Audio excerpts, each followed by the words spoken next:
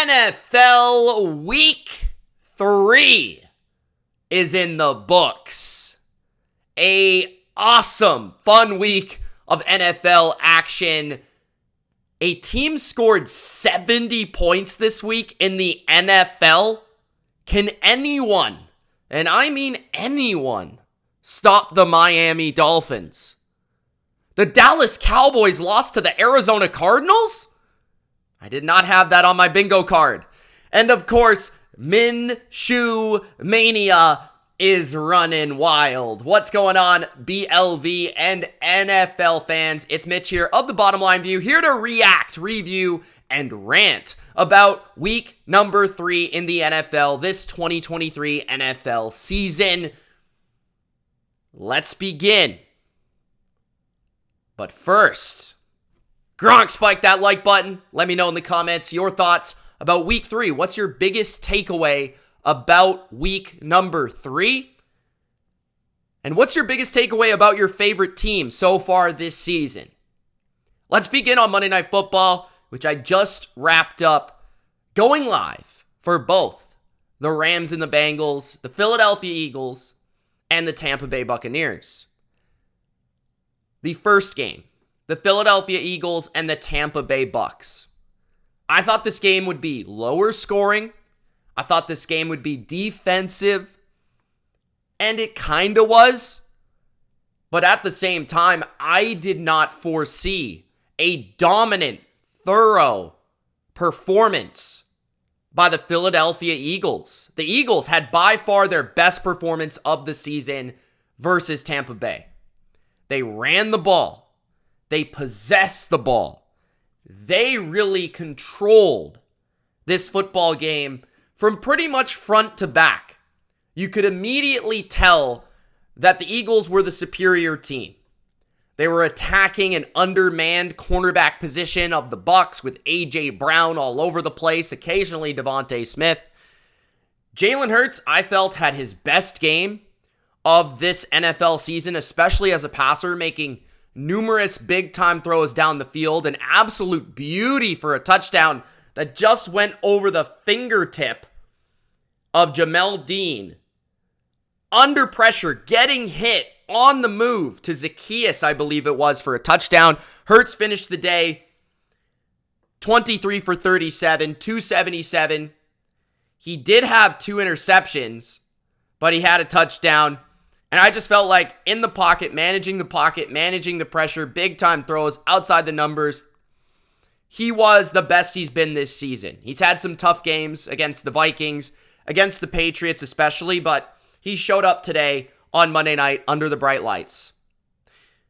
And Philadelphia's offensive line just thoroughly dominated what I thought was a pretty good run defense of the Bucs. So far this season, the Bucs had been one of the top 5 run defenses in football, and under Todd Bowles, they've traditionally been a very strong run D.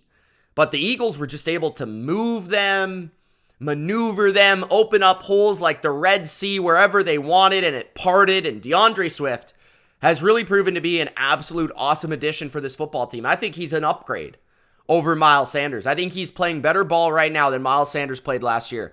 27 first downs. 27 to Tampa Bay's 12. That's a difference of 15 first downs, which is more first downs than Tampa Bay had.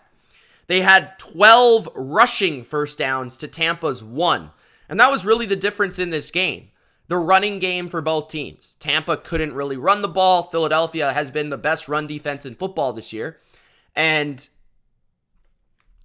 the Eagles could, right? The Eagles had net 201 rushing yards compared to 41 for Tampa Bay. So as good as Jalen Hurts played, he had help on the ground, and that opened things up through the air against weak corners for the Bucs. And for the Eagles, defensively, they were just able to make enough stops. A couple turnovers when they needed it the most. Blankenship had a big interception. They had a big fumble recovery. Jalen Carter punches the ball out from Rachaad White. They get that recovery as well. A couple big stops. You know, Tampa's defense wasn't all that bad in this game. They actually made quite a few stops. Early on, they got a 4th down stop. They had some turnovers. They did make some plays, but I just felt like Philadelphia showed the elite talent that they possess and how they can just do what they want. When they're at their best, It doesn't matter what you bring schematically speaking. If they're just better than you up front, they're going to dominate their game, and that's what they do, and that's the Eagles at their best. So Philadelphia advances to an undefeated record after kind of a slow start this year. People have been calling them out, saying they're not that good, they're overrated. But the Eagles are 3-0. They're first in their division, and they had their best performance in week 3. That's all you can really ask. They're getting better. Jalen Hurts is getting better. And they just outgained a football team by pretty much 300 yards. So that's pretty impressive. A Tampa Bay team that was undefeated. And I think on the other side, what we have to say about Tampa Bay is maybe they weren't quite as good as people were hyping them up to be. And I definitely had my questions about, they beat Minnesota. Okay, Minnesota's not good. They've lost all their games. They're 0-3. They beat Chicago. Chicago's the worst team in the NFL. So really, how good is Tampa Bay? Yeah, they're 2-0, but they beat 2 bad teams. So for me, I don't think Tampa's terrible. I don't think Tampa's a bottom tier team. I think Tampa is in that mediocre range. I think Tampa Bay will be fighting for a spot to win that NFC South. I don't think at their best, they're quite as good as New Orleans or Atlanta, but I think they're in the conversation, and they're certainly better than Carolina. And I think overall, I think Todd Bowles is actually coaching this team better than he did last year. And I think the offensive coordinator position is an improvement over last year as well, right? It's not a complete disaster coaching-wise like it was last year, or even the year before, honestly. The Bucs have kind of been undermanned from a coaching standpoint, and their talent has carried them. Now their talent's maybe a little bit not as good. Their quarterback's not as good.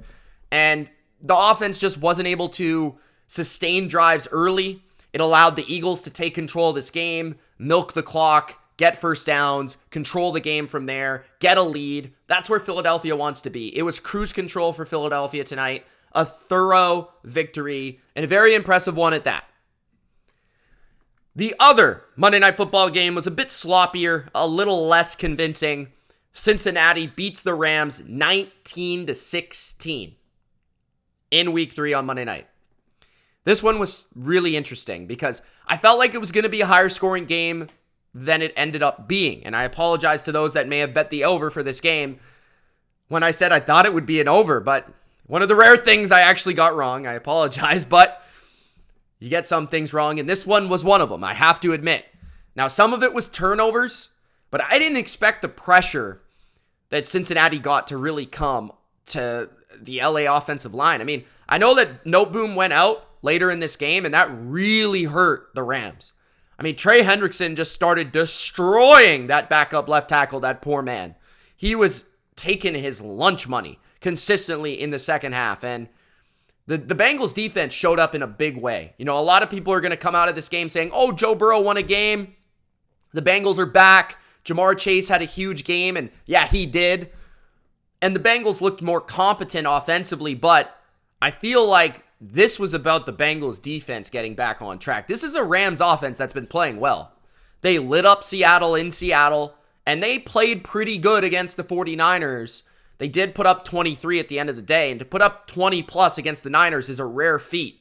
So, credit the Bengals defense at home, holding this Rams team to 16 points and really 7 at the end, that kind of garbage time because they needed an onside kick after that to get the ball back. So honestly, for a majority of the day, they didn't even have double digits, the Rams. So you look at this game, and Joe Burrow, to me, especially in the first half, looked very, very underwhelming from a throw power standpoint. His arm, to me, looked very fluffy, let's put it. I didn't think he put much power on the football.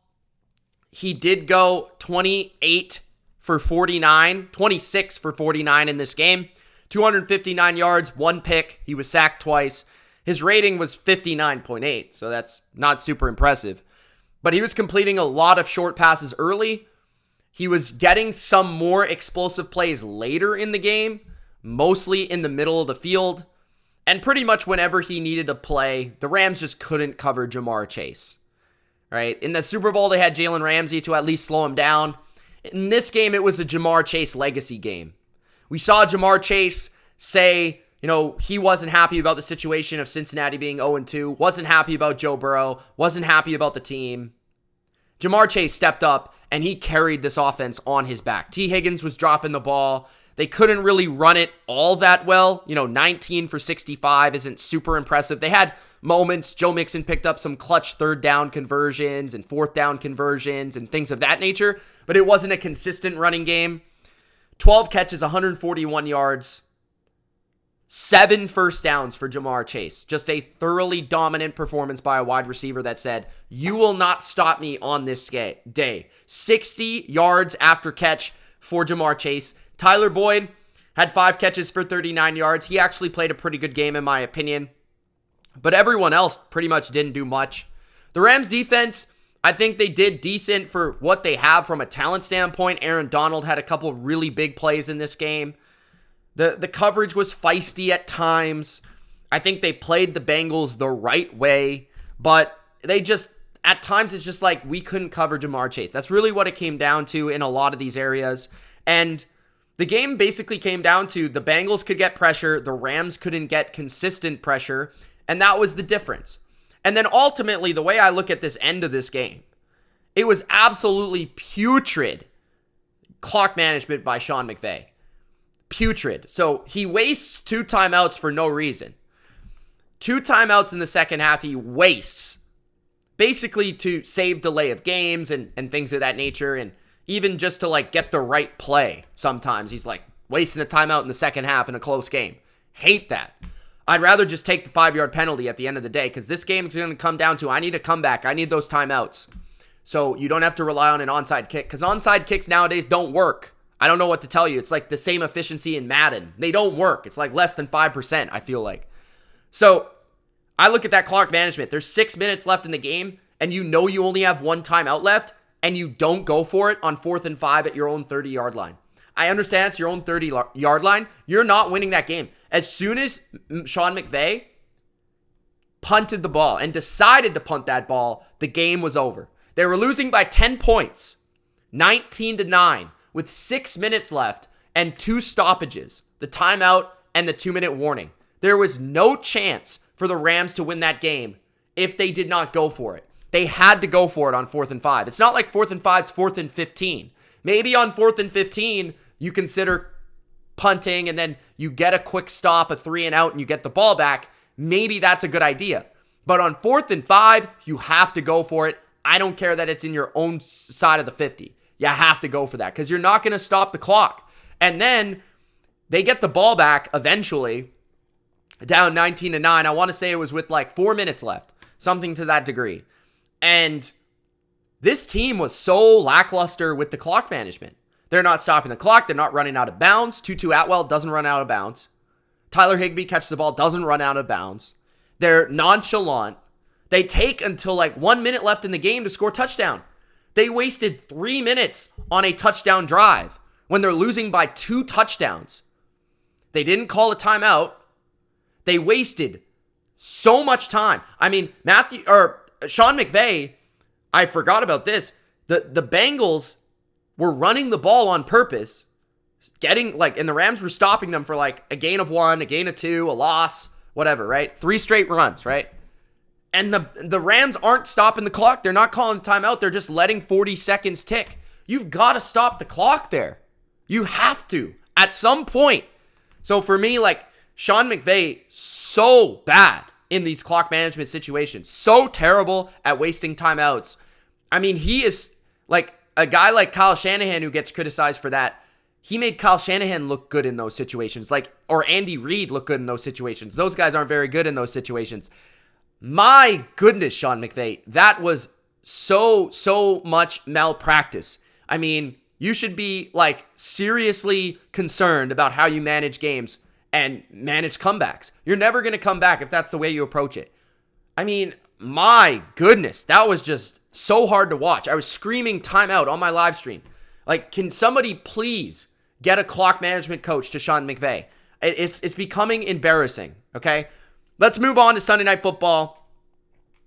That was Monday night. Appreciate everybody that tuned in live for those 2 games. Pretty much what I learned from the Bengals and the Rams, just to wrap that up, is Bengals, they're not back, but the defense is back. I thought the defense played very well, and I think they can lean on that until Burrow gets his feet under him. And for the Rams, they come back down to earth a little bit. Just a little bit. Sunday Night Football. The Steelers stole a victory over the Raiders. Not really. They kind of dominated against the Raiders. Not thoroughly, but they dominated enough. They controlled the game, I would say. And this game really comes down to, in my opinion, I think I saw a clear talent discrepancy between the Steelers and the Raiders in a lot of different facets. And I also saw a quarterback in Jimmy Garoppolo who didn't give his team a chance to win. And then lastly, I saw a coach who didn't know what the heck he was doing at the end of the game in Josh McDaniels. My guy, Josh McDaniels. I love Josh McDaniels. You guys know that. I will always defend Josh McDaniels for the 6 Super Bowl rings that he brought to my franchise and for the creative offense that we had the luxury of watching over the years. And Patriots fans saw last year what Josh McDaniels meant to the Patriot organization. But now with the Raiders here, terrible clock management at the end of the game, terrible decisions, not really clock management, but decisions at the end of the game to enable his team to win the game. More on that in a bit. But first, the Steelers, their offense actually looked good against this Raiders defense. The Raiders could not get a stop when they needed it the most against a Steelers offense who couldn't enter the 30-yard line versus the Cleveland Browns. The Pittsburgh Steelers offense at home did not cross the 30-yard line versus an NFL team, and the Raiders really couldn't stop them. That is embarrassing. Kenny Pickett looked much better in this game, much more comfortable, and I will say there is something to that in my opinion because he wasn't playing, so there's two things. Now, he was playing probably one of the worst defenses in football, but he wasn't playing an elite defense, which he was playing in week 1 and week 2. So people that have been critical about Kenny Pickett, including myself, should sit back and say, well, when he's not completely overwhelmed from a talent standpoint, from a defensive standpoint, like the Steelers were overwhelmed by the defenses they've played. The Niners, the Browns. They were overwhelmed up front. They were overwhelmed from a schematic standpoint. They were overwhelmed everywhere, basically. So, no crap. Kenny Pickett looked like crap, right? But I just felt like Pittsburgh looked like they controlled the game. And that was because you really couldn't rely on the Raiders to get a stop. And the number one thing I noticed about the Raiders defense, they can't get pressure. They can't get a pass rush. And their linebackers are slow, like crazy slow. Slow as molasses, man. They can't chase, and they're really bad sideline to sideline. But you look at this defense, they can't get a pass rush. When Max Crosby isn't winning, they have nobody else to get to the quarterback. Chandler Jones is, I don't know, sent to Siberia. Tyree Wilson, the first-round pick, has been atrocious. And I understand he's coming back from an injury, but he's been atrocious. You're counting on guys like Kuntz to come off the edge and get to the quarterback. I don't know what they have to do. Maybe they have to go out and sign a veteran, trade for somebody. This is embarrassing. Their pass rush can't get to the quarterback. So the DC is forced to blitz all the time. And the lack of speed at linebacker really shows on these blitzes. They're not able to get to the quarterback, and their blitzes aren't getting home either. And Kenny Pickett's picking them apart. And then you're exposing a cornerback group that's not great, right? So really, it's probably one of the most difficult jobs in America to be the Raiders defensive coordinator. You can't get pressure with 4. You can't really effectively blitz consistently. Your cornerbacks aren't great, right? Nate Hobbs is a good player. Everyone else is kind of bad. I mean, Bennett shows up every once in a while. He's a rookie, though. Marcus Peters, if he's not getting an almost pick 6 off his hands, occasionally he's getting burnt for a touchdown because he's slow now, because he's old. So to me, it starts with the Raiders can't get a damn stop. Secondly, Jimmy Garoppolo's throwing the ball to the other team. I mean, I kept saying this on the broadcast. Jimmy Garoppolo throws to 3 people, bro. He throws to Devontae Adams, Jacoby Myers, and the other damn team. Watch the Raiders play. It's actually insane. I don't know if this is by design of the offense, but where's the tight end position for this team? Such an important, crucial role in the McDaniels offense over the years. The tight end, no Austin Hooper to be found, no Michael Mayer to be found. You spend a second-round pick on this tight end. You bring in a veteran Austin Hooper who can catch the ball. Nowhere to be found. The running backs aren't super involved as pass catchers. They catch the occasional one in comeback mode, but that's about it. Hunter Renfrow, a really good slot receiver, is not involved at all in this offense. They occasionally throw a screen pass to like their rookie Tucker, but that's about it, man. It's Myers or Adams, Myers or Adams, Myers or Adams, Adams, Adams, Adams, Adams, Myers, Adams, Adams, Myers. It's like, bro, relax with the Adams and the Myers. Sounds like a damn lawyer firm. I mean, geez. You got the law firm out here, Ben Jarvis, Green, Ellis, with Myers and Adams. Like, give me a break. And then you've got Pickens, had a couple big plays in the game for the Steelers, but they really have no receivers to speak of. Calvin Austin had one big play. I believe it was Calvin Austin for that touchdown. He had 2 for 72. I mean, the Raiders' offense was frustrating to watch. They can't run the ball. They were one of the best running teams in football last year. Their offensive line's actually pretty good. But eventually, you've got a quarterback in Jimmy Garoppolo who you have no run game. You're consistently in third and long. You actually are holding up in protection a lot, and the Steelers know they're doubling Adams the whole game. So essentially, it's double Adams. Myers is one-on-one. If Myers doesn't get open, no one else is open. No one else is making a play. Jimmy doesn't even look at anybody else. So Jimmy rather gets sacked or he throws it to the other team. And because they have no running game, they have no balance, they're put in bad third and long situations. Or they're having to rely on a mediocre quarterback to pass the ball 40 times, which is not a strategy. So you have a mediocre quarterback, you have a lackluster supporting cast offensively, and you have an O-line that can't get pushed in the run game. You have a defense that can't blitz, can't rush, can't cover, can't do anything. It's pretty embarrassing at this point for the Raiders. I do think they have a chance to bounce back next week. I do think that the Raiders, we'll see what's going on with Jimmy Garoppolo. I don't think he'll play that bad again. He was pretty bad in this game. Like that one interception he threw to the Steelers where he just lofted the ball up to the guy like it was a fair catch. He went like this, the defender. I mean, that lost them the game. Jimmy throwing 2 picks lost them the game. Really. I mean, as much as people want to talk about Josh McDaniels, the 2 interceptions were crucial to the loss. Boneheaded picks, too. One of them was like good coverage by the Steelers, but a force in the middle of the field. And the second one was just an idiot punt. They were actually moving the ball, but he just air punted it. He arm punted it.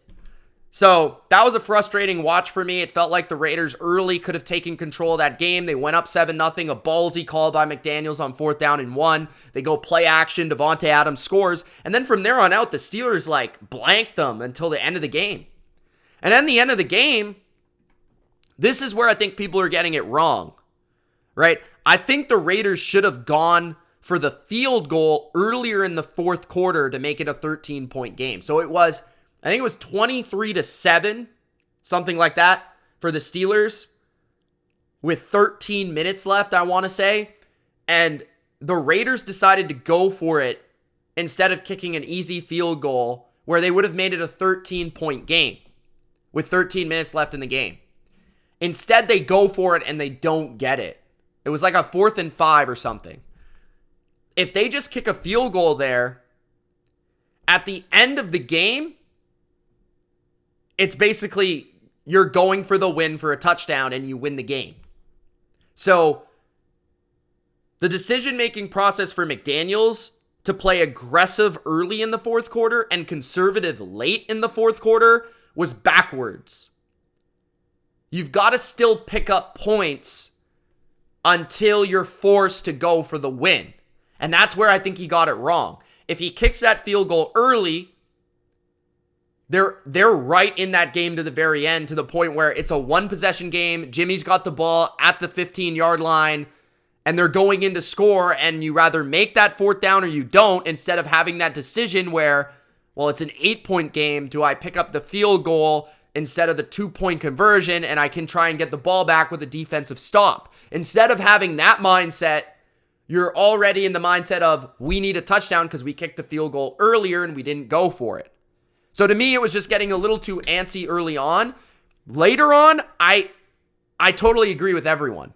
Like, McDaniels at that point, you can't kick the field goal. Why? Maybe if you're a really good defensive team, or maybe if the game is 13-10 and it's a defensive battle and your defense has been showing up time after time, stop after stop. They can't run the ball. They're running it for 2 yards a carry. But you're the Raiders. You can't get a stop. Why are you counting on your defense to get the ball back?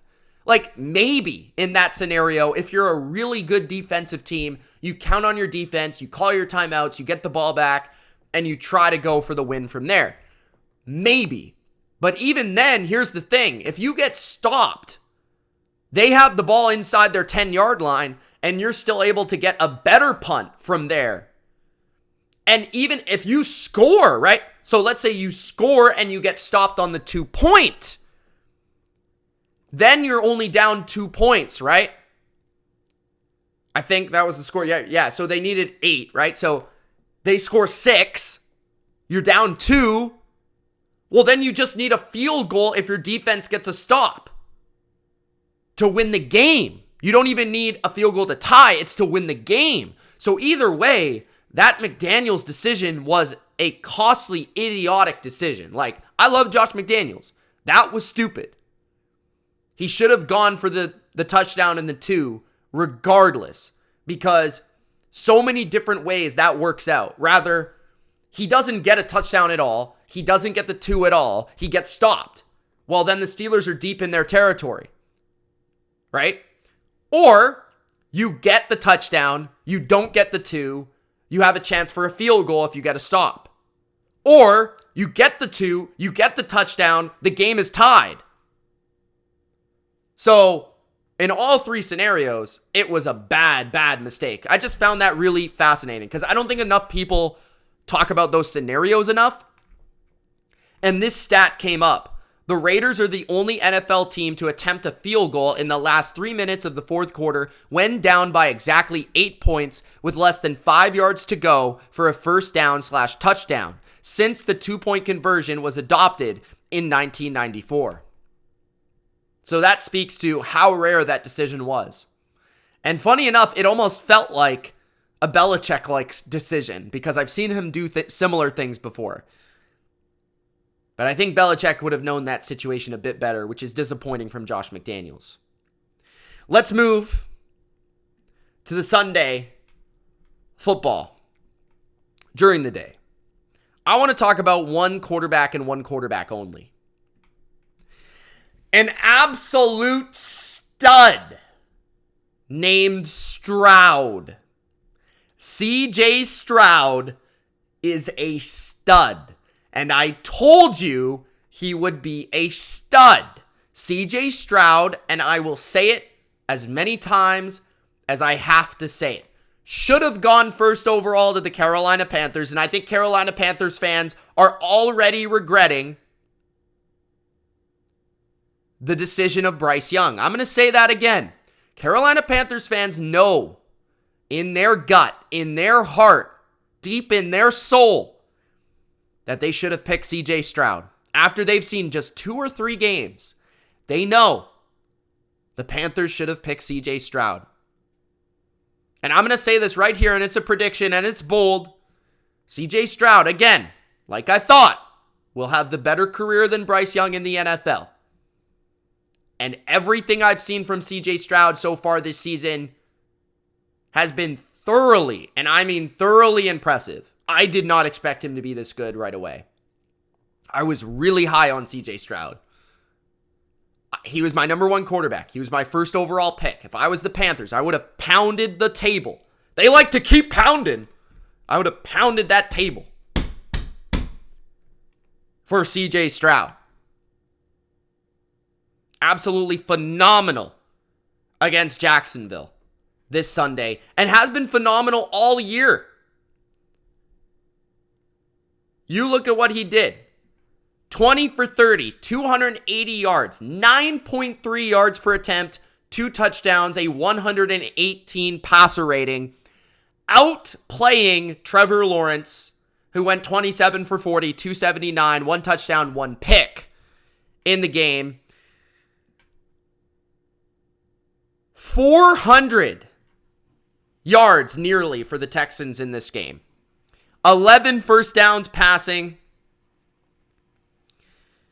This guy, with 4 offensive linemen hurt, with a rookie receiver being one of his primary guys, a guy that everyone said was washed at his other receiver spot, another guy that's never really done anything at another receiver spot, a new coaching staff, a rookie offensive coordinator, a rookie head coach. He's got the Texans looking really promising.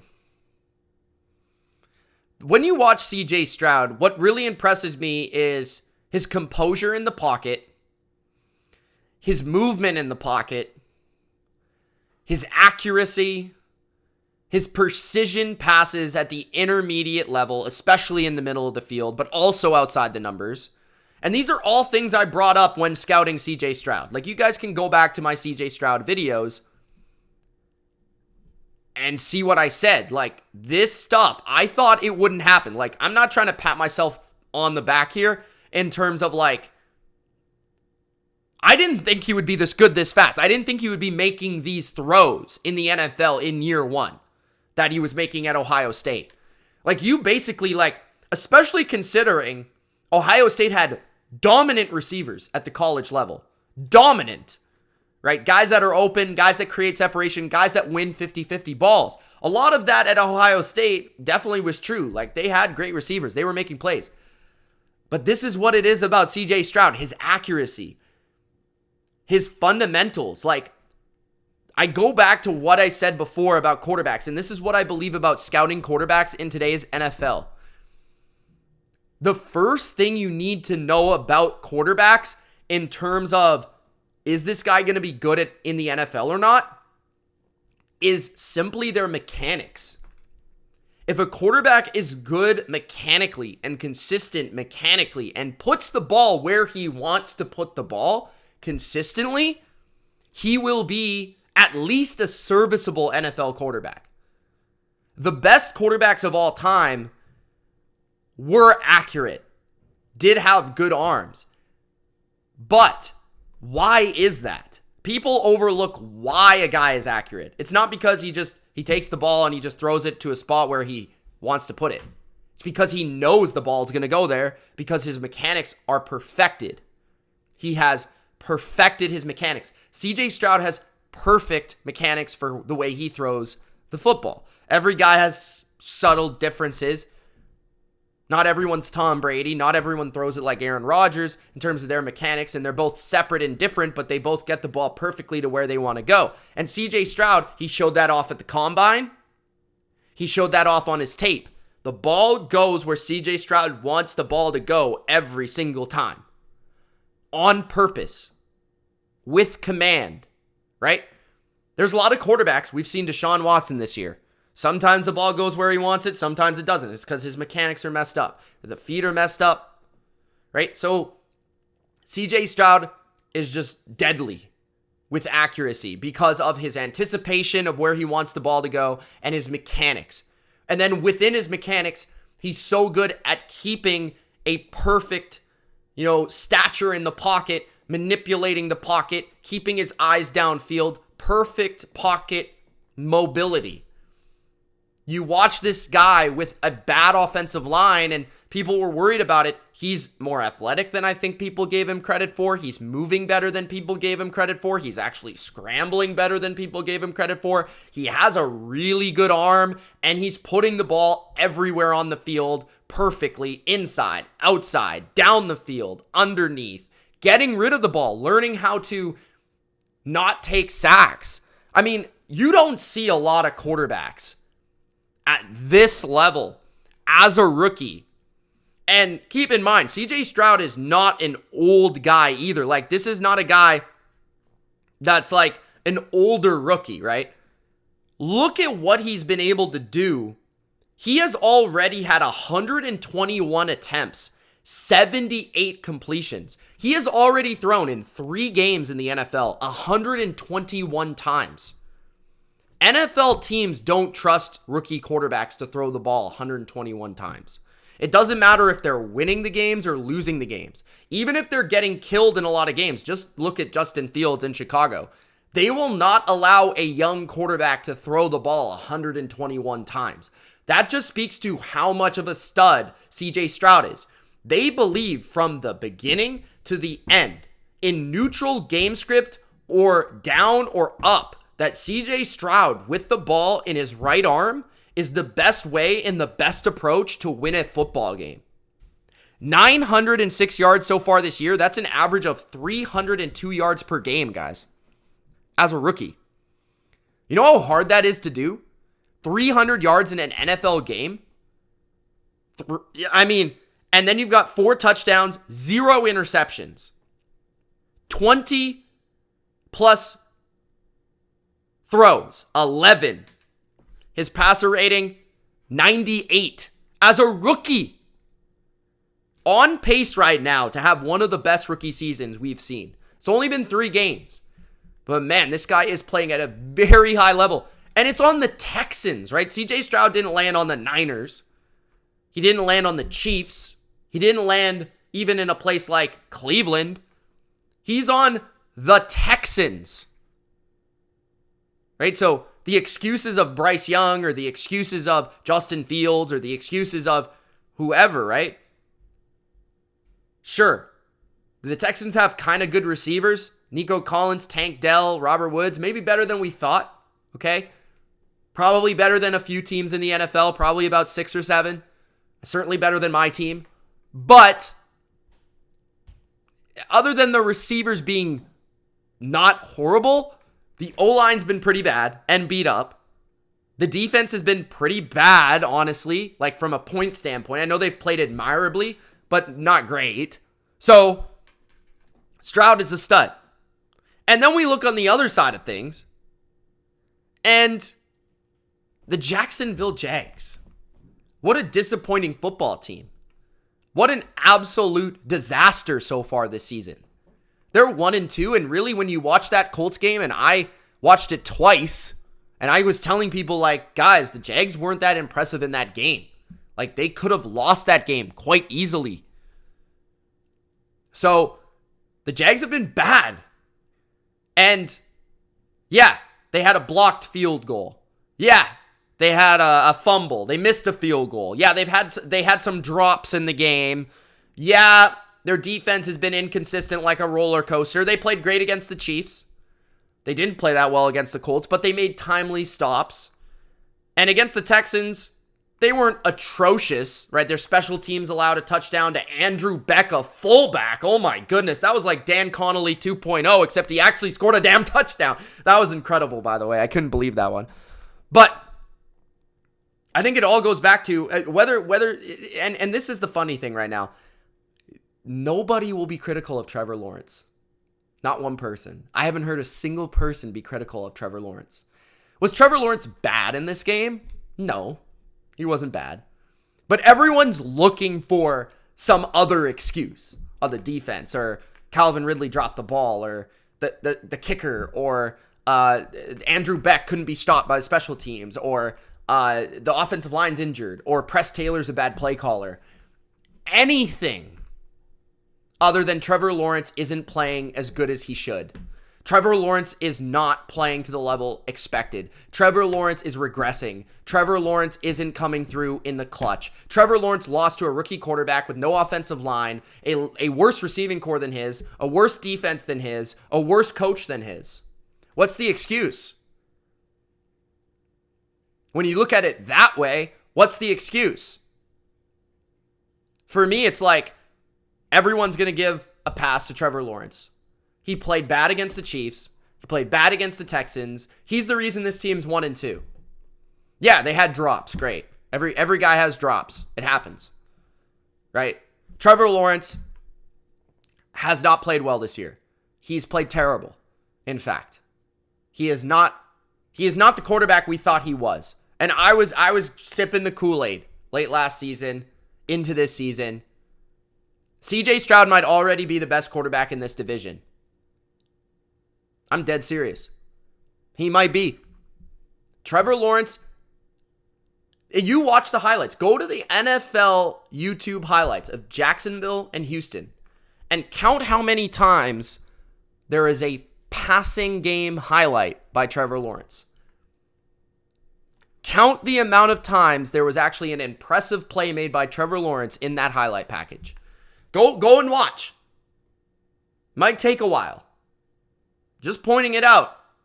Nobody's going to say it but me, but Trevor Lawrence has absolutely not played up to his level so far this season, and that's why this team is not playing well. Period. He needs to play better. Speaking of Bryce Young, I talked about CJ Stroud. The Seattle Seahawks, the Carolina Panthers. Andy Dalton is clearly better than Bryce Young right now. And anyone that tells you different is an absolute idiot and did not watch the game against the Seahawks. Now, did Bryce Young play better defenses? The Saints certainly are a better defense than Seattle. Atlanta looks to be a better defense than Seattle. I would agree with that. I don't know how much better, but they're definitely better. Andy Dalton gives the Panthers the best chance to win. Andy Dalton actually played really well against Seattle. Like, really well. For Andy Dalton, I think he had over 300 yards. He put up 27 in Seattle. The only reason Carolina lost is because they couldn't stop DK Metcalf and Geno Smith, who they continue to play amazing. Seattle's offense is a juggernaut right now. And they're not being stopped by any unit other than an elite unit. Like, they're putting up 30 a game, it feels like, against most teams in the NFL. And Carolina doesn't have the offensive personnel to keep up. But it's just funny to me how you throw in a pro quarterback to the Carolina situation, and all of a sudden Adam Thielen has over 100 yards, and all of a sudden DJ Chark makes a big play down the field, and all of a sudden they're scoring points. So I'm not saying Bryce Young's a bust. I'm not saying Bryce Young can never be better than Andy Dalton. I'm not saying that I would even start Andy Dalton over Bryce Young, because that's not what this season is about for Carolina. They're not trying to be a playoff team or a winning team. It would be nice, but they're trying to develop Bryce Young. They're trying to go in the right direction with young players and build a foundation. It's not about Andy Dalton. It's a little about CJ Stroud. It is. But it's also a little bit about, like, hey, some of it's Bryce Young. Like, Bryce Young's not playing up to the level of a first overall pick. Right? Andy Dalton went in there, a washed-up quarterback, so to speak, although he played well last year and people don't want to admit it. And he showed what this offense can be against Seattle in Seattle. I don't think Bryce does the same thing. I don't think he does. So I'm just saying, I'm pointing that out for people out there. Okay? Now let's move on to my favorite coach in the NFL. Oh boy. Brandon motherfucking Staley. Yep. Brandon Staley. Oh boy. It's week 3 and we got 3 rants in a row. Here we go. So I appreciate everybody watching Rant 1 and Rant 2. Can you actually believe this guy went for it on his own 30-yard line? What was it? 30-yard line? I don't even know. This guy went for it. 1:47 left in the game. The Vikings have 0 timeouts left. Okay, so keep that in mind. 0 timeouts. It's 4th and 1. And the Vikings are losing by 4. So they need a touchdown. A touchdown to win the game. Field goal does not tie the game. So keep that in mind. Justin Herbert in this game was 40 for 47. That's 85% completion percentage. That's the best single game completion percentage for any quarterback with at least 45 passing attempts in league history. Point blank period. They were setting a record of efficiency through the air. Keep that in mind. Keenan Allen had 18 catches for 215 yards, and he also threw a touchdown. It's 4th and 1. In your territory, with 1:47 remaining, the other team needs a touchdown. Your quarterback cannot be stopped. Your receiver cannot be stopped. Your running back, Josh Kelly, has 1.1 yards per carry on double-digit carries. And with 1:47 left in the game, the other team needs a touchdown. Instead of punting the ball, instead of passing the ball, you run the ball with Josh Kelly, who averages 1.1 yards per carry. And he got stopped. He got stuffed. I can't believe it. It's unbelievable. Are you serious, brother? You got Justin Herbert. Think about this. How stupid, how idiotic, how much do you want to be fired? You've got Justin Herbert setting a record. You've got Keenan Allen nearly damn setting a freaking record. You've got a lead by 4 points. The other team can't stop the fucking clock. You could punt it and play defense. They can't stop the clock. They need to go the whole field and score a touchdown. You can pass the ball to Keenan Allen, who's already caught 18 catches. They can't stop him. You can just let Justin Herbert drop back, throw it, or scramble for 1 fucking yard. But instead, you run the ball with Josh fucking Kelly, your backup bum running back who sucks ass. And somehow, you still win the game.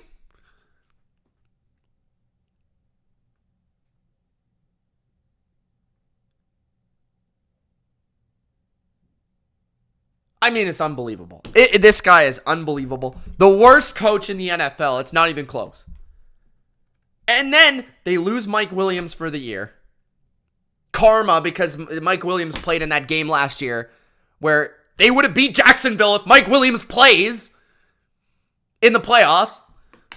Still mad about that. And then the Vikings can't run the ball. The Vikings can't run the ball all year. They couldn't run the ball against the Bucs, who just gave up 200 yards against the Eagles.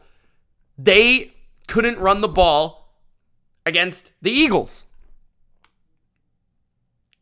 And they're still letting the Vikings run the ball. Like, I think Madison had by far his best game. He had like almost 100 yards. They couldn't even stop the Vikings from running the ball. The Vikings. 1.1 yards per carry. And you run the ball on 4th and 1 with 1:47 left. How has this guy still got a job? Someone please tell me. I don't understand. Can I get a job? If you're just handing out jobs to idiots, can I get a job? Chargers, please.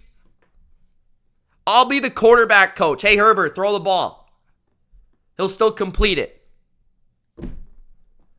Oh my gosh. We got to get to another team. Just quick here. Guys, I have breaking news. Let me read it.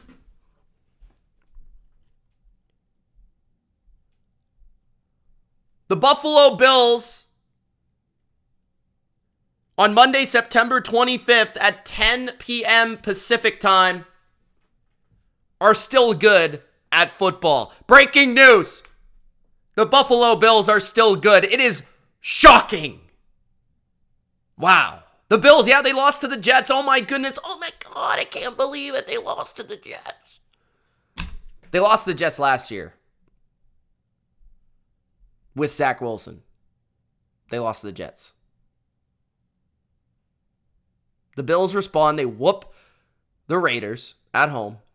They go on the road versus the Commanders, a team that's 2-0. The Commanders, nobody can stop talking about Sam Howell. By the way, my buddy Sam Howell. They wreck Washington. Wreck them. And as the Bills defense typically does, they dominate a bad offense. Now the question is, can the Bills stop a good offense? That's yet to be determined because the Bills are always this way. Like literally always. They destroy bad offenses and they give up a ton of yards and a ton of points to good offenses. It's just facts. I don't make it up. It's facts. Okay, now the Bills have a chance for a statement versus Miami next week. A team that everybody's going to be talking about all week long, including myself. But the Bills, it's shocking. Wow, they're still good. It's like the amount of people counting them out this offseason, the amount of people saying they suck, the amount of people they're going to regress, the amount of people saying they're not going to make the playoffs, the amount of people saying Miami's better, the Jets are better, the amount of people saying Josh Allen isn't that good anymore, the amount of people saying Josh Allen is overrated, the amount of people saying all this shit. It's bullshit. It's bullshit. I remember what you guys said. The Bills remember what you guys said. And now we're going to find out against Miami. In Buffalo.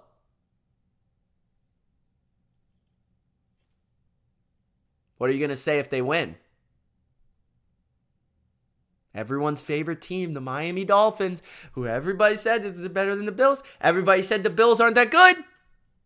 We'll see. I guess we'll see. Okay, let's move on to a lovely comeback. Yes, a lovely comeback. Jordan Love pulled an anti-Aaron Rodgers versus the New Orleans Saints. Yes, an anti-Aaron Rodgers. What do I mean by that? Well, if you guys have been around the BLV for some time, you may remember that I have quoted and said, Aaron Rodgers, when he's down in a game, he does not come back. You can look it up for yourself. Aaron Rodgers, for the amount of games that he's played, for the greatness that he possesses, for the amount of MVPs he has, Aaron Rodgers is not good at comebacks. Aaron Rodgers, if he were the starting quarterback of the Green Bay Packers, down 17-0, I absolutely guarantee you, and I know that it will never happen because it's a scenario that I'm making up, Aaron Rodgers would have lost that game. With the way that Jordan Love was playing, Aaron Rodgers would have lost that game. It's about mental toughness. It's about want to win, heart, passion, will. And Jordan Love has it. Jordan Love has it. And I see a lot of people saying, oh, he's inaccurate. Oh, I don't know what to make of Jordan Love. Oh, Jordan Love missed some throws. Oh, Jordan Love did this or that. Or Jordan Love, I don't think he's that good. Take all that,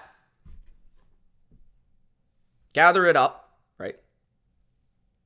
Shove it up your damn ass. Jordan Love is a good quarterback. And why do I know that? He's winning games. Yeah, I know, it's simple. It's kind of crazy, right? It's wild. But Jordan Love just won a game versus a very good defense in the New Orleans Saints. Give them their credit. Without 5 of his 7 best players.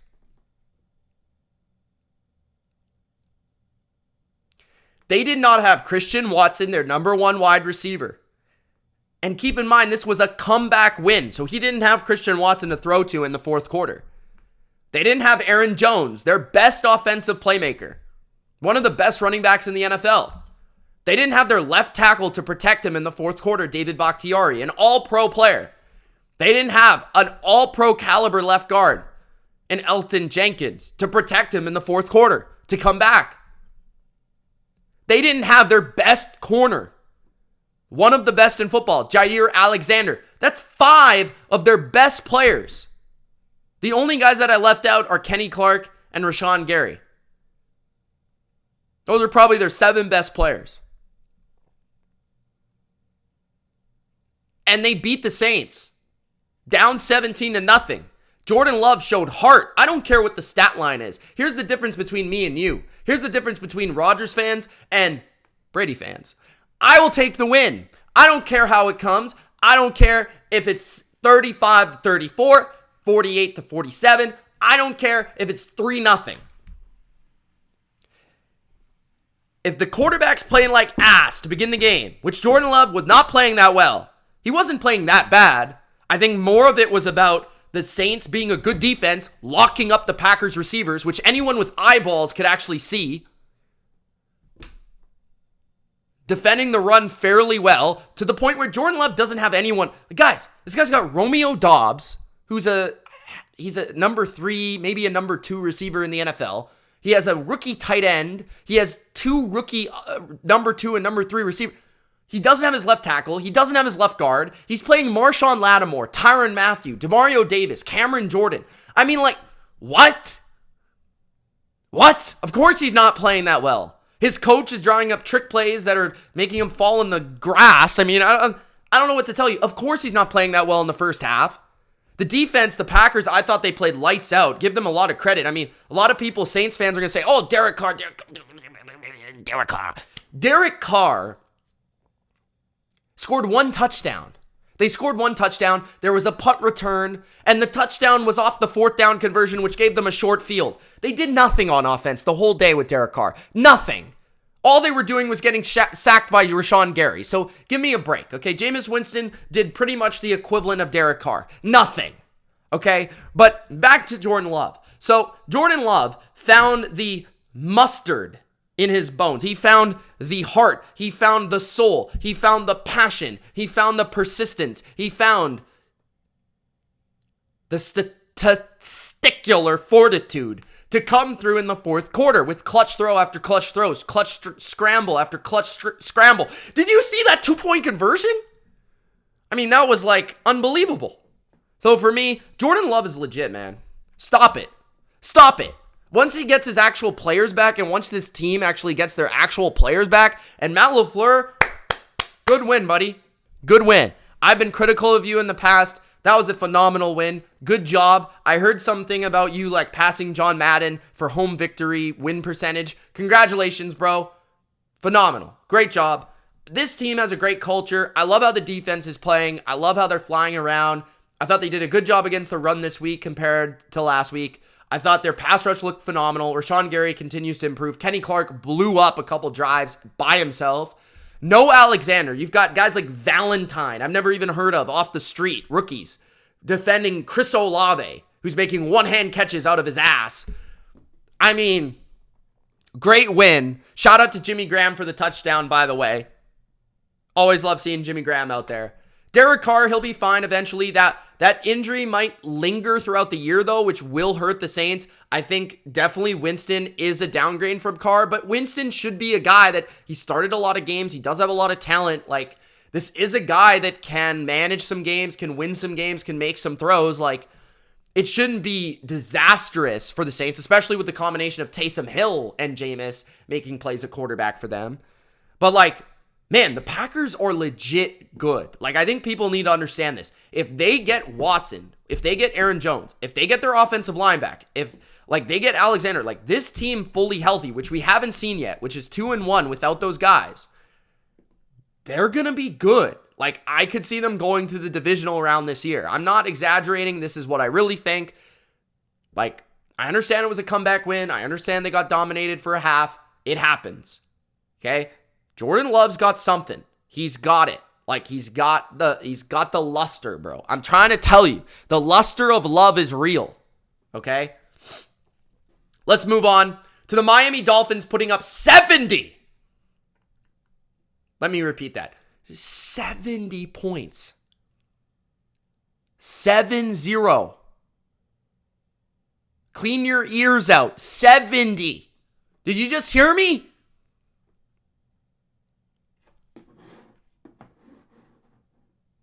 Bruh. 70 versus the Denver Broncos. And I want to say this. I could go through the plays. I could go through it all, right? This is on two people, and neither of them are Russell Wilson. I have been very critical of Russell Wilson, and critical I should be of Russell Wilson. He has not been the best quarterback over the last year and a bit. But Russell Wilson played well in this game, especially in the first half. And still, Miami could not be stopped. Denver could not stop a nosebleed. This loss is on two men. Vance Joseph, the defensive coordinator of the Denver Broncos, the former head coach, who certainly in Miami was not having the time of his life. And secondly, Sean Payton. Yes, I am calling you out. What the fuck was that? You could not manage the game better? I mean, I was watching Denver in the first half because I wasn't watching this game live. I bet on Miami minus 6.5, and I should have put way more money than I ended up putting up on that game. There was actually people that think they're legit bettors, sharps, saying to bet Denver. Are those people on crack cocaine? Like, what is wrong with these people? Anyways, the Denver Broncos, as soon as the first quarter, they were down like 14-0. They're going fast. Bro, Sean Payton, for that alone, I do not understand. You're playing the Miami Dolphins in Miami with Tyreek Hill, with the 4 fastest people in the NFL. You cannot win the Dolphins game. You cannot beat them in a track meet. If you think you're going to beat them in a track meet, you might as well go back in a time machine, go to 2018, play the Chiefs in Arrowhead, and try to beat them in a shootout. Good luck. You might as well go to 2007, play the Patriots in New England, roll up in a sunny day, and play Randy Moss, Wes Welker, and Tom Brady. Good fucking luck with your Cortland Sutton, Jerry Jeudy, and Russell Wilson past his prime, and Javonte Williams with one leg. You're going to win in Miami in a track meet going fast. The pace of the game was horrific for Denver.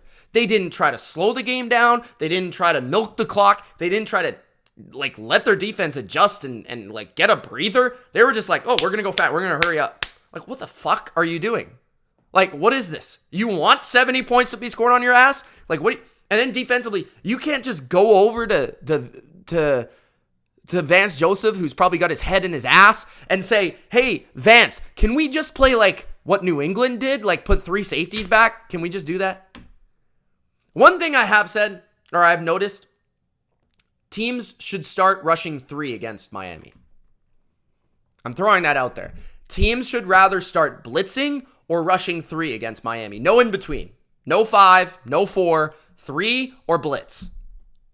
Take your chance, blitz. You got to have a fast corner on Tyreek. Or rush 3. Take away the first read as best as you can. Have as many people in coverage as best as you can. Because here's the thing with Miami right now. This is why they're so effective. They have wide open people, especially the first read. Wide open. Really quickly. And Tua sees it, reads it, and gets it out really fast. So the number one flaw of Miami is not being exposed. Their offensive line. You've got to make Tua hold the ball. You can't just let Tua get the ball out super quick. That's what Tua wants to do. Tua, when he holds the ball, isn't the same quarterback. That's what I think. I'm throwing that out there. I think you've got to rather blitz him and make him get the ball out fast and just force the issue, or you've got to just play super coverage oriented and double Tyreek and take him out of the game and force him to go with somewhere else with the ball. Like, to me,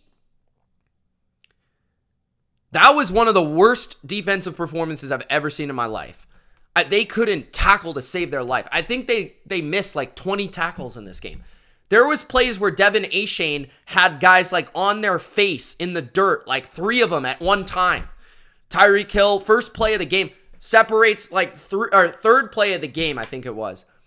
Tyreek just runs a crosser across the middle. Both their linebackers sync up to stop the run. He's wide the fuck open behind the linebackers. 20 yards of space. He's like, I took a freeze frame of this shit. I'll show you guys. It was unbelievable. You've just seen Tyreek Hill dominate the Chargers in week 1. You saw the Patriots commit 2 people to him a lot, other than the god, Christian Gonzalez. Look at this. This is the 3rd play of the NFL game. You see that white dot there? I know it's blurry. That's Tyreek Hill. That is everyone behind him right there. You see that? How do you let that happen, dude? That's so bad. Vance Joseph, he should be fired just for that. I actually like Vance Joseph as a defensive coordinator most of the time. I actually thought he was good in Arizona. I don't know what got into him in Denver. Maybe Denver's just not the place for him to be. So bad. So bad. Mike McDaniel, shout out. I mean, this guy's coach of the year right now. Phenomenal. Like, him and Shanahan, I mean, I would love to be a fly on the wall for those conversations that they had back in the day. Because these guys are brilliant. And McDaniel, coach of the year right now. There's no doubt. 350 yards rushing. That was my criticism of the Dolphins this offseason. They couldn't run the ball last year. They didn't even really want to run the ball last year. Now they're multidimensional. And they're doing it in creative and fun ways with motion. I think this Miami offense needs a nickname. I think they should be called the Miami Motion. Or something of that nature. Motion in Miami. We are the boys in motion. Something like that. I don't know. Cortland Sutton actually kind of had a good game in this game, but he also fumbled twice. But what I want to say is Russell Wilson did not play bad. He actually played good. Sean Payton, get your ego, check it in, because it needs to be in check. And Vance Joseph, you shouldn't even be on the plane home back to Denver, buddy. That was so bad. Now, that being said, can anyone stop Miami? Well, New England kind of already did. They didn't have 3 of their corners and they held them to 24, but nobody wants to talk about that. Anyways, they've played the Chargers, the worst defense in the NFL. They played the Broncos, the 2nd or 3rd worst team in the NFL. They played New England, a very flawed team. They've got to step up in comp this next week. They play the Bills. By the way, they barely beat the Chargers, and they made that Patriots game way too close for comfort. That being said, 70 points, 700 yards is like maybe even crazier than 70 points. That's insane. That's Madden shit. But Bills, big step up. Big step up. So, and I definitely think Miami's defense is flawed. Jalen Phillips was back, but Denver was moving the ball early in that game. And if not for some turnovers, I think they would have put up 30. So they're going to have a tough time with the Bills offense. That should be a really fun back and forth game. Let's move on to a shocking, not really, honestly, shocking upset. The Colts beating the Ravens. I actually gave up the Colts as +8 underdogs as a best bet on Patreon. That was like my Patreon exclusive. If you guys aren't already on Patreon, get on Patreon, please. Thank you. Link in the description. People always like, Mitch, where's Patreon? How do I get on Patreon? Bro, the description. If you want to know where my Twitter is, if you want to know where my Instagram is, if you want to know where the Discord is, if you want to know where the membership is, if you want to know where anything is,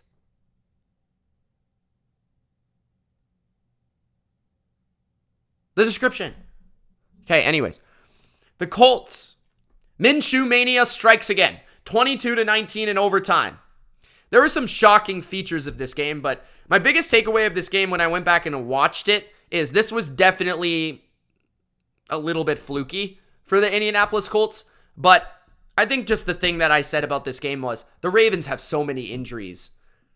And that came up big time for them. I mean, offensive line-wise, Colts in moments dominated the Ravens' offensive line from a pass rushing standpoint. They caused a fumble for Lamar Jackson, who tried to pump fake weirdly in the rain. By the way, Lamar Jackson struggles in the rain. he struggles with ball security in the rain. Did it again in this game. But the defensive line stopped the run pretty well, other than Lamar Jackson, who had 100 yards rushing, by the way. Lamar actually played really well in this game, minus that fumble. He made some nice throws. He had 100 yards rushing. He was scrambling, being a magician, doing what he does. The receiving core for the Ravens really didn't perform as well as they needed to. Mark Andrews kind of had an underwhelming game. Zay Flowers didn't play as good as he could have.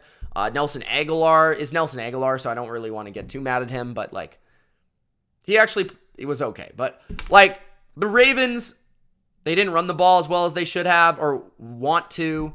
So a lot of problems with what the Ravens were able to do, and you credit the Colts defense. Gus Bradley knows how to defend Lamar Jackson, right? I said that in this game breakdown, and it's the reason I bet the Colts. It's a big reason. They blitzed more than Gus Bradley has really ever blitzed, I feel like. And that was a big part of the game plan in passing downs and passing situations in big moments. The Colts blitzed, which is a rare thing for a Gus Bradley defense. The biggest shocking thing of this game was Zach Moss. Zach freaking Moss, who's been a horrifically bad NFL player. He had 30 carries for 122 yards in this game, and he also had a receiving touchdown. I've never seen him even maybe catch the ball past the line of scrimmage. The guy ran a wheel route, mossed Patrick Queen, and scored a touchdown. Michael Pittman had one of the damnedest catches you've ever seen. 9 receptions for 77 yards in this game. Really good game for him. Gardner Minshew played pretty good other than the sacks he took. He took some really bad sacks. Like Kyle Hamilton had 3 sacks, and I literally thought it was a mistake in the box score. I was like, what? Kyle Hamilton? Is this Jamal Adams? Blitz boy? Who's this? What? But Kyle Hamilton all of a sudden is being used like Jamal Adams, which is fascinating to me.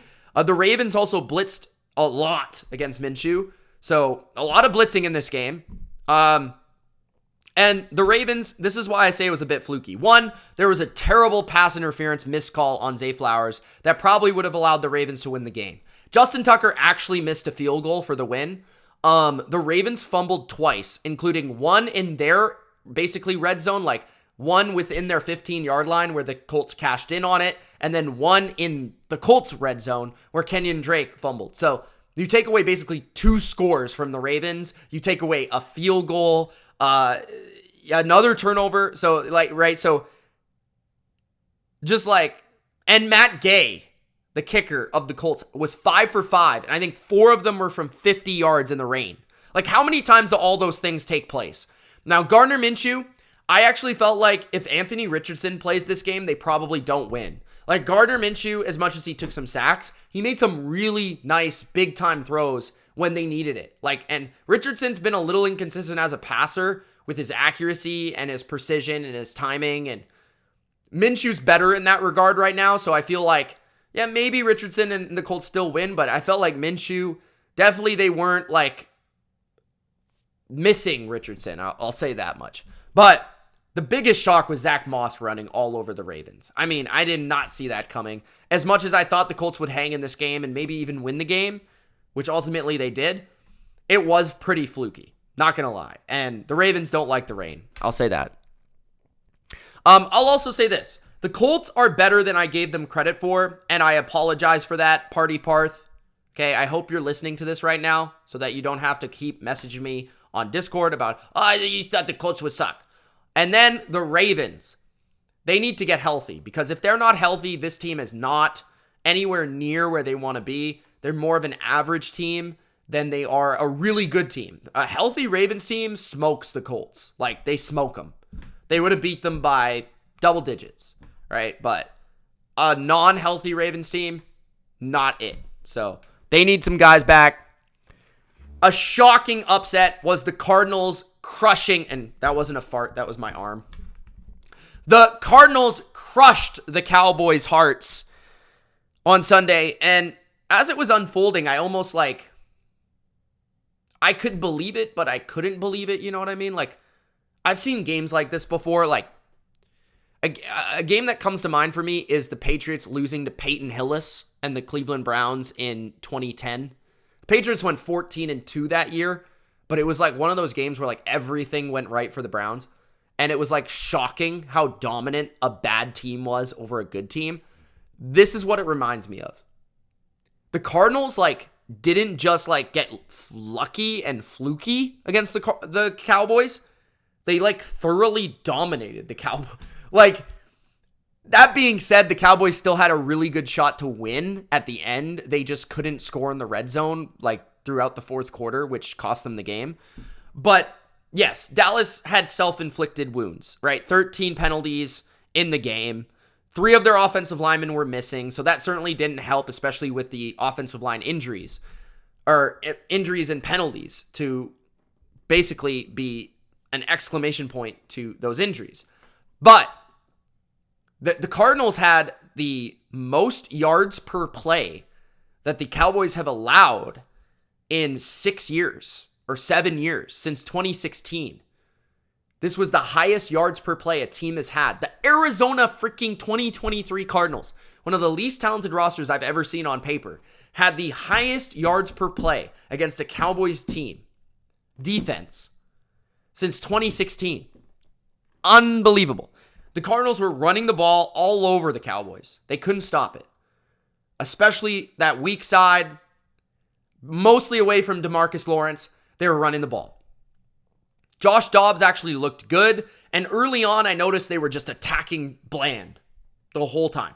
They weren't going near Gilmore. They were just like, where's the guy that's replacing Trevon Diggs? We're going to throw it at him. Marquise Brown, throw it at him.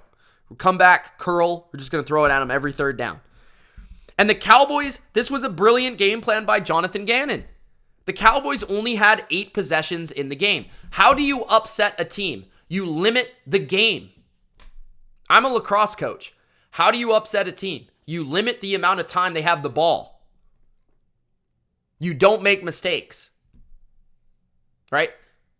The Cardinals didn't make mistakes. The Cardinals executed their game plan. They attacked some weaknesses that Gannon knew of coming from Philadelphia, where he knew the Cowboys well.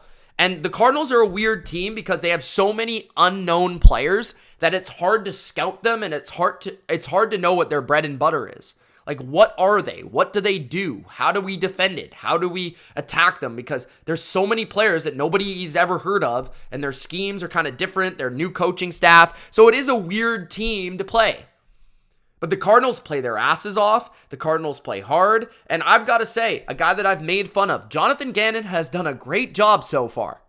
They may not want to win that many more games this year because they want the number 1 or number 2 pick. But the Cardinals are playing hard, and the Cardinals are playing well. And Josh Dobbs, give him some credit. And this team, Marquise Brown, James Conner, the offensive line whooped the Cowboys' ass. One of the best fronts in the league. Micah Parsons had a very small impact on the game. And defensively, they made stops in the red zone. You limit the possessions. 8 possessions in the game for the Cowboys. That's why they lost. They barely had the ball. And then when they had the ball, they were messing it up. Fourth down stops in the red zone. They were kicking field goals instead of scoring touchdowns. But I have to say the final thing here is the Trevon Diggs injury, just like I thought it would be. That is a critical injury. And it's not just going to be against Cardinals. They're going to beat the teams like the Cardinals moving forward. The bad teams, they're going to learn from this game. They're going to win. And I think they're still going to win 12 games this year. I have no hesitation with the Cowboys. This is a bad game. They're going to get over it. I believe that. Now, they have a tough game against New England. It's a very good defense. It's one of the best they'll see all year, if not the best they'll see all year. And then they play the best team they'll see all year. They play the Niners after that. I'm going to that game in San Francisco.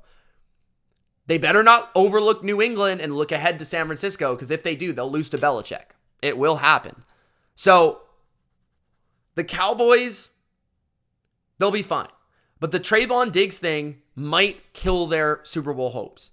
Because that goes from a super duper strength that you can rely on and you can be almost cocky about. Diggs and Gilmore on the outside locking people up. You can be confident and cocky about it. Now you go from cocky and confident to maybe we need to help this guy a little bit. And now Gilmore, an older corner, still very good, has to actually defend elite players now. Instead of, even though he was defending number 1s occasionally in the last couple of weeks, like Garrett Wilson occasionally, They were kind of playing sides at times. Now it just changes the way the defense works and operates. Changes the strengths, changes the coverages, changes so many things. A elite corner going down is almost as big of a loss as any other position not named quarterback. An elite cornerback going out is just as big as losing an elite receiver. Just as big as losing an elite edge rusher, your middle linebacker, your best safety. Any other position, your left tackle, it's as big as any of those positions in my opinion. That value of having an elite corner that you can put on an island and say, you've got that guy, is such a big deal. It's such a big deal. Now moving to some games that I didn't really watch back yet, and I just want to discuss here. We've got the Lions and the Falcons. Lions, just want to give a shout out to their run defense. They played awesome. They forced Desmond Ridder to actually be involved in the game, and what do you know? They won. That being said, the Falcons need to figure out their quarterback situation. If Ridder is not it, they've got to make an adjustment. They might have to make a trade because I think this guy is holding this team back. And if they have an opportunity to get a veteran quarterback out there for cheap, they should strike because this team has a lot of talent and this team can actually make the playoffs and win a playoff game if they've got competent quarterback play. But Desmond Ridder, to me, is not it. Lions, good win. Titans and Browns. Deshaun Watson's best game. Best game. As a Cleveland Brown, most efficient, other than the play where he literally threw the ball backwards. That was impressive. And Myles Garrett is absolutely phenomenal. Best defense in football right now, the Cleveland Browns are dominating. Once again, a dominant performance. And Myles Garrett did something that I've never seen. He invented the defensive motion. He was literally moving from the right to the left, to the left to the right, and the tight ends on the Titans were following him like they were man coverage on him. It was actually really crazy. But the Browns, best defense in football right now. They're performing that way. Better than New England, better than Dallas. And the Titans, their offensive line flaws, big time showed up in this game. That's pretty much my biggest things from that game. Two more topics. We first got Travis Kelce and Taylor Damn Swift. I'm not going to lie, this was actually pretty exciting and pretty cool. I'm not a Swiftie. I like some of Taylor Swift's songs, and of course I've grown up in the generation that loves her music. So I know a lot of her music. I know a lot of people that are Swifties. I know a lot of people that love Taylor Swift. But it's just cool for the NFL to get that crossover appeal. Anything like that, right, is just cool for the NFL. So I love that. I love this. I hope it continues all season. Good for Travis Kelce. Hopefully it works out for them. Honestly, I think Taylor Swift's just going to make a breakup song, but it is what it is. Like, it's just cool to me. Like, it's fun. And I will say this game was much needed for the Chicago Bears to play the Kansas City Chiefs. The Chiefs, everything went their way. The Chiefs needed that kind of win. Their offensive line, first and foremost, dominated. They ran the ball. They had great protection for Mahomes. Mahomes had all day. Mahomes was executing.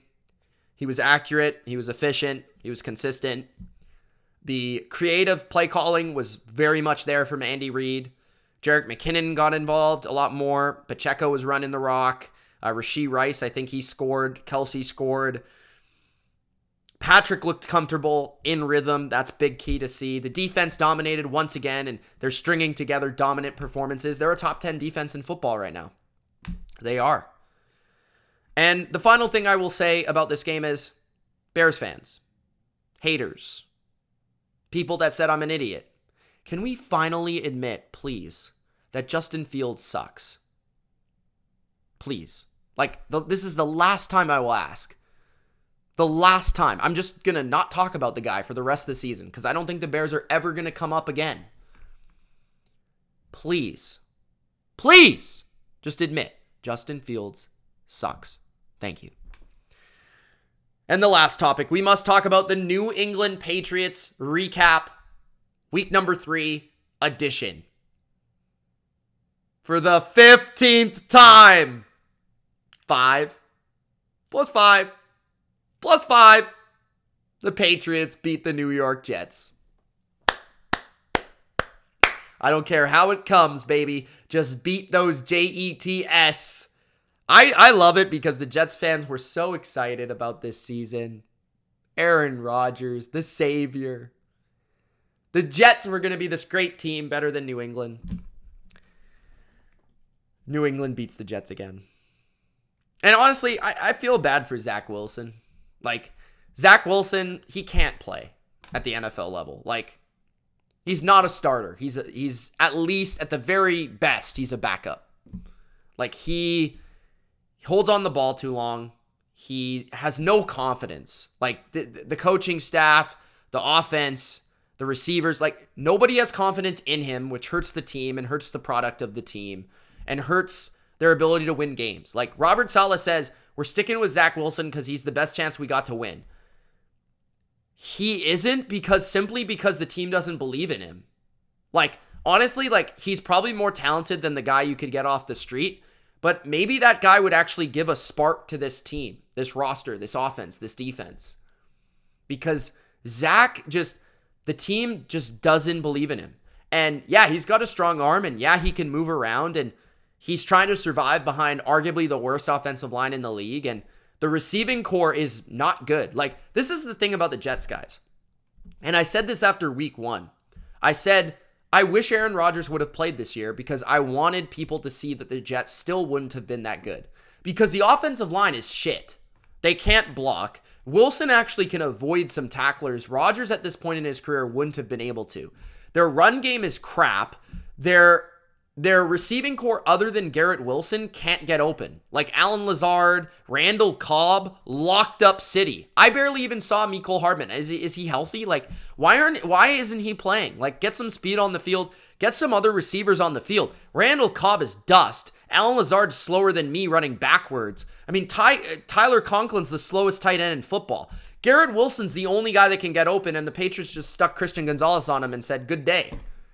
Like, checkmate. It's over. Like, bro, the Jets stink on offense. Like, Hackett's a bad coordinator. He runs slant flat for half the game. They run the ball into, like, heavy boxes. Like, no creativity, no flair, nothing to help the quarterback. The receiving core sucks. The offensive line can't block. Mekhi Becton gave up a safety to Judon. I mean, just the Jets offense, regardless of quarterback, would suck. Like, I do not care. On the Patriots side of things, Christian Gonzalez, man. Unbelievable draft pick. He's already looking like a Pro Bowl corner, shutting down people left and right, and he's getting better with every game. Trent Brown. Unbelievable difference in the Patriots offensive line, and a lot of people are critiquing the Patriots offense for this game. The Patriots had, I think, 380 yards. I'm going to double check that. Right? The Patriots only scored, I think, 15 points. Right? They won 15-10. And yeah, the game was too close in the end. The game wasn't as close as the score. The Patriots missed 2 field goals. They should have had at least 20 points in this game. It should have been a double-digit win. Right? The Patriots had more first downs. There was only 1 penalty in the entire game. 1 penalty. I mean, what? Is that even true? Or 1 penalty for a first down. So there was barely any penalties that actually mattered in the long run. There was 6 on New England for 43 yards and only 3 penalties for 15 yards on the Jets. There was numerous pass interferences that were missed by the refs on the Jets. One that would have went for a huge play. This was in the rain, on the road, versus a good defense, but more on that defense in a second. The Patriots had 358 yards. The Jets had 171. They literally had nearly 200 more yards than the Jets. This game wasn't as close as the score. And the haters will make you think that. Patriot negative Nancy's will make you think that. This was a thorough win, despite the score being close. That's what I would say. The Patriots had 6.9 yards per attempt. Jets 4.4. Patriots had more passing yards, more rushing yards, right? Patriots actually had a good rushing day, 157 yards rushing. Mac Jones didn't have his best day, but he didn't have a bad day. He didn't turn the ball over. He didn't make a critical mistake. I think Juju had an awful game. And I'm just going riffing here, but the Patriots need to start Kendrick Bourne, Devontae Parker, and Demario Douglas. Juju Smith-Schuster is putrid. Bad. He can't run. He can't get open. He can't separate. They're running go-to plays for him on third down. Like pick plays. Like they ran a Kendrick Bourne set a pick for Juju to go around against man coverage. Max designed to hit that pass. And Juju's locked up. Like, no chance. Zeke had his best game as a Patriot. 16 rushes, 80 yards. Stevenson had an in and out, off and on game. Dropped some passes. Made some bad plays in the passing game. Made some nice runs. Patriots' run defense was back in this game. They allowed 1.5 yards per carry to Breece Hall. That's really impressive. And 2.25 to Dalvin Cook. Kendrick Bourne, I thought, had a good game overall. Didn't have an overall amazing game, but 4 catches on 5 targets, 2 first downs, 46 yards receiving. Pharaoh Brown, the legendary tight end, the next great tight end in the NFL. Pharaoh Brown, 2 catches, 71 yards. Kind of not a great game from Hunter Henry, not a great game from Devontae Parker, but again, not a lot of vertical passing game is going to happen in the rain against this defense. We saw what the Bills tried to do when they went vertical against this defense. 3 interceptions from Josh Allen. By the way, speaking of the Bills, so the Patriots, a bad offense, according to many, had 358 yards. In week 1, let's just check how many yards the Buffalo Bills had against the Jets. An elite team, an elite offense, right? Josh Allen had 41 attempts. He had 236 yards. Okay. They had 314 yards. And the Bills scored 16 points, which is 1 more point than New England. The Patriots had more yards than the Bills against this same team in the same environment in New York. So yeah, the Dallas Cowboys had more points and more yards than the Patriots at home in a perfect environment, no weather, against this Jets defense. That being said, the Jets defense is a little overrated. Their pass rush is good, but it's not unbelievably spectacular. Their defense is good, but they can be ran on. And the one thing they can be had with is short gains, possess the ball, and they don't turn the ball over enough. Outside of that first game, they didn't force a turnover against New England, which is a team that's been coughing the ball up consistently. They didn't force a turnover, I don't think, against Dallas.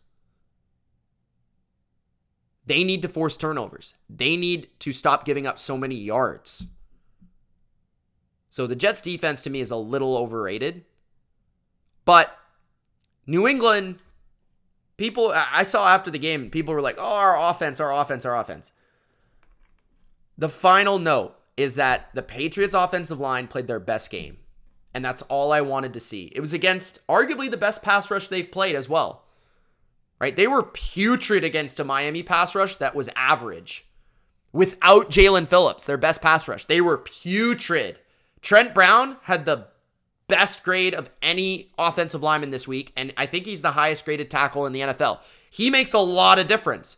We'll figure out what happens at right tackle. Cole Strange's got to get healthy, but this offensive line, if they can play well and they can get some push in the run game, that's going to open up everything for the offense. I'd love to see a vertical threat. I'd love to have a number 1 option at wide receiver, but we're just going to have to live with it. I think if we get solid offensive line play, the Patriots will have an average offense, which is good enough to win games with an elite defense like we have. And it's going to be better than last year where we were a bottom 10 offense. So I would have your heads up if you're a Patriots fan. It's a win. We're on the board. We're 1-2. And our offensive line looked the best it's looked all year against a tough defense on the road in the rain. And our defense continues to shine even with injuries. So New England, Dallas next week. We've got an elite team on the road we've got to face. It's going to be a tough game, but we're going to go in, we're going to fight hard. I think New England will be in the game, as they've been in every game this year.